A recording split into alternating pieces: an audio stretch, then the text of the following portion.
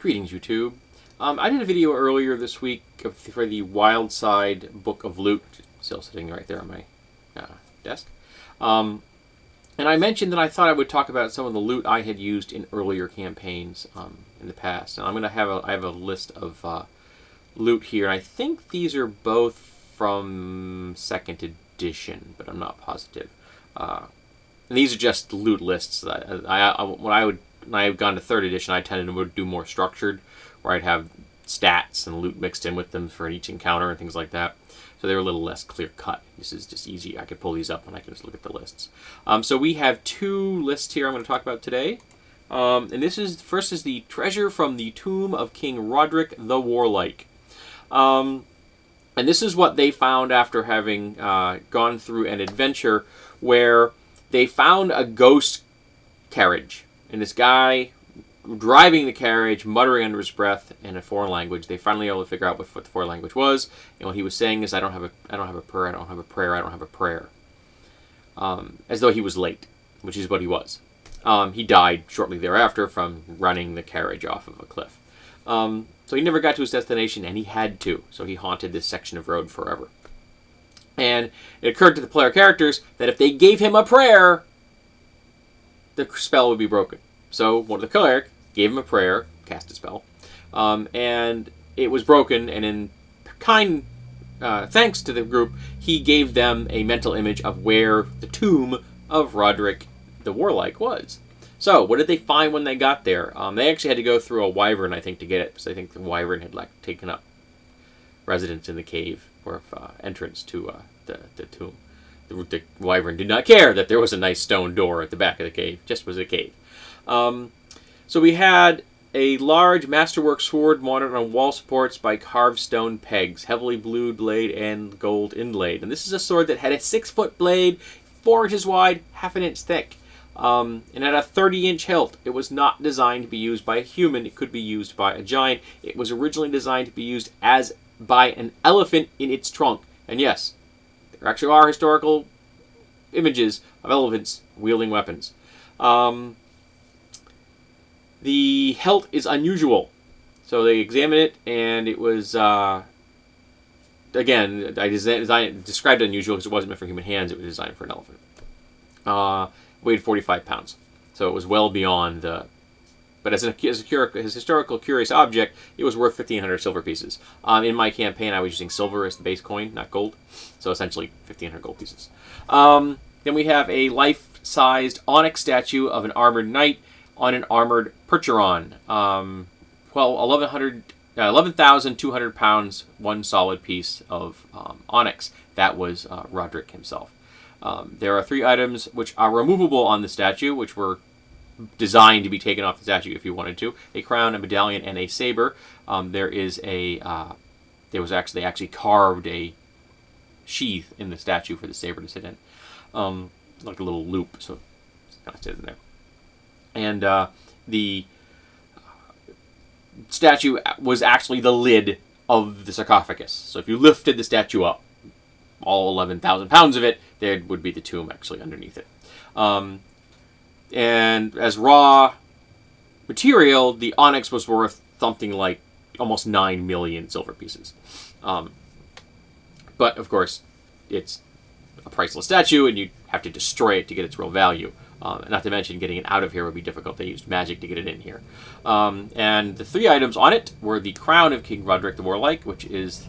the main body was gold, had an amethyst-centered gem, which was 35 millimeters in diameter, and 27 additional diamonds, 18 rubies, and 9 sapphires. Total value, 125,000 silvers, or gold pieces. What else do we have in this thing? We had the medallion of King Roderick the Warlike, which is a 4-inch diameter solid gold raised relief of King Roderick in battle, on a 30-inch gold chain worth 6,500 silvers, or gold. And Heart Reaver, the saber of King Roderick the Warlike, dwarven-made masterwork heavy saber, no sheath, fitted directly into the statue, which is valued at 50,000 silvers because of its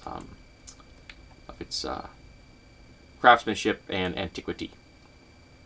However, taking any of these items would have bestowed a major curse upon the person that had them that would not be broken until you returned them here. None of the players in the group were dumb enough to do this, so these items stayed exactly where they were. There were other things found in the tomb, however. There was an armor stand, and on it was a helmet and armor. The helm of King Roderick the Warlike, which is dwarven-made masterwork mithril gold inlays. It had a riding motif, open-faced helm. Internal support system has rotted away.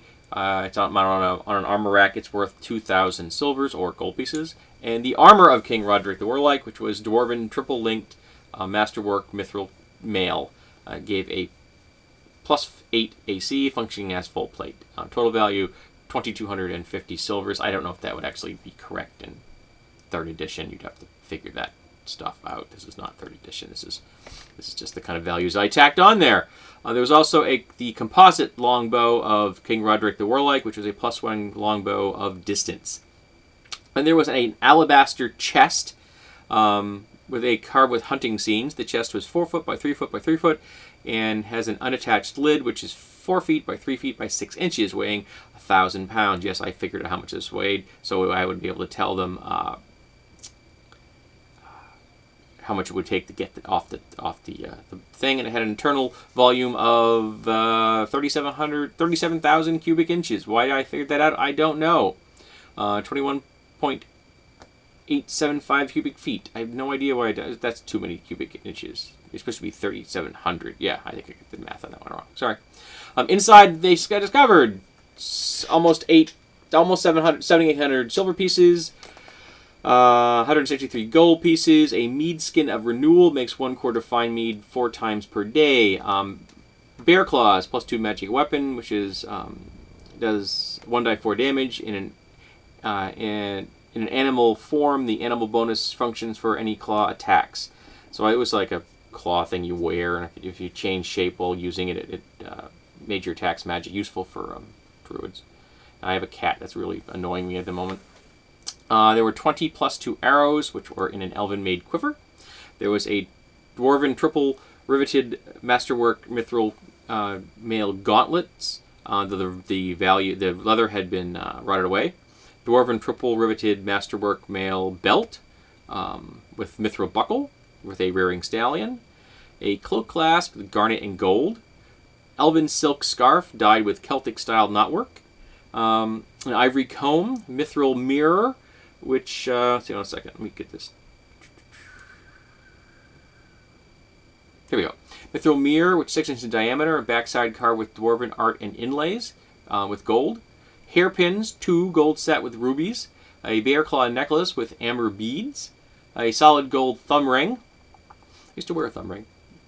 Pair of sapphire earrings. A silver bracelet set with garnet and moonstones. Also involved in the tomb were drinking horns, a lance, some heavy spears, a cauldron, wool cloak with wolfskin trim, riding boots, pewter tankard, fishing pole, warcack, tack, harness, sealed jug, which was honey, pewter eating set, eating knife, riding crop, bed frame, silk tent with bamboo poles, 4 large carpets, Lantanese in manufacture, a mattress, wool blankets, goose feather pillows with silk covers, campaign chairs, portable table, ox hide belt pouch, silk money belt, keg of 5 gallons of vinegar, ivory pipe, tobacco pouch, slippers, silk robe, masterwork composite short bow, quiver of arrows, and a barrel of pickled pork, which was amazingly enough still edible. See what we have in here. The King Roderick the Warlike was a sovereign ruler of Kernlan, a nation which existed 1947 to 1883 years ago in the area of the current Dale lands. His land and his rule are now forgotten by all save a few dwarven and elven dwarves and elves. His nation symbol was a rearing stallion. Note the crown of medallion and silver are heavily cursed. GM options: what type of curse? So there you have the treasure of King Roderick the Warlike. Now we have another treasure trove, and I think this might have actually been from a dragon, and this is just the magic items that they found. And first, I would give the description of what I told the players, and then I'll give you what the actual item was. A large jar with the head in amber liquid, which seems to be aware, since looking around, its eyes are blinking. The head is one Iwar Farar, lawful neutral, an apprentice necromancer who cheesed off his mentor. He's been in the jar for 78 years, 43 of them in his master's den. Excuse me. Outside of the jar, he will quickly die. I don't remember what the player characters did with that. A dagger with curved black blade gives you an uneasy feeling. Magically poisoned and of evil alignment. A case of labeled oils of fiery burning. That was an easy one. Rune-covered arrow of wereslaying. A conch shell, which has magic, has 4 hours of music recorded on it, popular symphonies, which is important to the player characters because one of them was a composer. An open-faced helm with a aquatic theme, helm of underwater action. Medallion with 17 moonstones. A magic compass always points north and can be used to tag an object for tracking. 16 matching arrows, plus 2 hit, explode for 3d6 magical fire damage in a 5-foot radius. So they were essentially miniature fireballs. 23 matching bolts, plus 2 bolts of distance. Triple range, can be reused if they can be found. Onyx wolf figure, function as an onyx dog except as follows. Form of black direwolf, maximum hit points, intelligence, you get the point. Direwolf. This is before there were direwolves in the game, so I kind of made that up, I think. Silver ring with garnet, ring of infravision. Remember infravision? Infravision. A blade, 24 inches long, 3 inches wide, and 4 inches thick, with straight D-style guard and a beautiful wood grips. Blade will cut wood and plants without effort, leaves the plants unharmed, will not cut any other substance. 27 sheets of vellum and leather scroll tube. Pages can accept images from a mage using them. Will record anything the mage is looking at when the command word is used. So if you put your hand on it, you say the word flash, and it takes a picture. A lidded medallion on chain. A pocket clock tells time, hour, minute, second, date, and date. Has chimes hourly every 10 minutes or every minute, and has a hologram of a dancing girl doing a 7 veil strip. A gold nightingale, life-size. Which was an automaton, functions like a real bird, has switches, and will come when called. So it was essentially a mechanical toy or pet. A phoenix feather quill has endless supply of mundane ink. And again, I liked mundane magic items. I'm always very fond of them.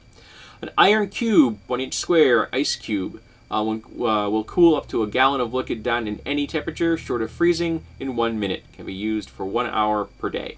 So you can use it for 60 times a day. An 8-inch pot with attached lid. Lid attaches by short chain. Will self-heat up to 1,000 degrees. Must rest for equal time period use. Maximum of 24 hours use at one time. So if you use it for 24 hours straight, it won't function for 20 hours straight. A flask of blood. Vampire blood. 1 pint. A set of bronze braziers function as cloak of arachnia. Glass sphere, 15 inches in diameter with a small blue demon inside. Appears unhappy and aware of its surroundings. Entrapped minor demon. Sphere has had glass steel cast on it. Opening the sphere will release the demon. Demon's name is Tarkupla and he is lawful evil. Invisible ring. Gold ring which is invisible. That's what happens when you don't know what you're doing when you're making magic items. A list of potions. Some list of scrolls. A gold handle folding straight razor, magic to never dull or rust, a dram container of clear liquid, Medusa's tears. A broom, automatic broom which clean 1 square yard per minute, will work for up to 12 hours per day. So that's a lot of sweeping if you want something to be swept. A 3-foot steel bar with seam at center and textured grips on either side of seam. Is a static bar. When the two sections are twisted, it locks in place. It's a rod of movability. I thought of this long before 3rd edition did. Brass ring carved with runes, a ring of cantrips. 2-foot steel rod, 7-sided with knobs on either end, an excellent rod of engineering. A 6-foot zebra wood staff of striking and curring.